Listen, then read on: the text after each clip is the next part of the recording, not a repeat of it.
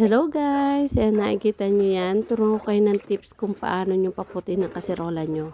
So yung nakita nyo kanina na puti is yun yung baking soda. Tapos hinaluan ko siya ng dishwashing liquid. And then yan, kung makikita nyo may mga ano siya, yung mga dilaw-dilaw sa mga kaserola natin.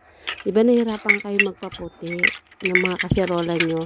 Kahit hindi pa ganun kaitim yung mga kaserola nyo, try nyo siya, ibabad nyo siya sa baking soda at dishwashing liquid. Ibabad nyo buong magdamag. At tapos, kinabukasan nyo na siya as isin. Hindi kayo mahirapang mag-as-is, guys. Ang gagamitin nyo sa pag-as-is, yung bagong Scotch Brite para dire-diretso at hindi kayo hirap na magkudkod ng mga kaserola nyo may itim. So, binilisan ko na nga lang dyan yung pagbibideo kasi kapag mabagal, aabutin tayo ng siyam-siyam, mga kumare. Kita nyo naman tayo pag tayo mga mag-a-assist ng kaserola natin. Talagang gusto natin yung sulit talaga sa mata natin. Maganda talaga yung ating nakikita.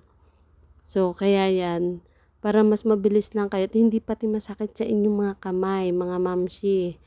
So, ito isang tips para mabilis kayo makapagpaputi ng mga kaserola nyo. Ito lang yung gawin nyo. Hindi na kayo magpapakahirap pa. O, diba? Marami pa mga tips na aabangan nyo dito na ipopost ko sa aking YouTube. Kaya sana, please wag nyo kalimutang i-like and subscribe. So, hindi ko naman kayo pinipilit. Sa may gusto lang naman. Pero sa magla-like, at saka subscribe, maraming salamat po sa inyo. Bago pala ako nag-i-start ng aking YouTube. So yan na nga, 'di ba? Ang bilis kong magawa. At inisa-isa ka pagbabanlaw ko niyan, inahapusan ko pa rin siya ng Scotch Brite. Para mas mabilis siyang maalis yung pinakang soda niya at saka yung dishwashing liquid niya yung sabon sa mga gilid-gilid. So, yan na nga, nabanlawan ko na siya. At makikita nyo na yung pinakang result niya.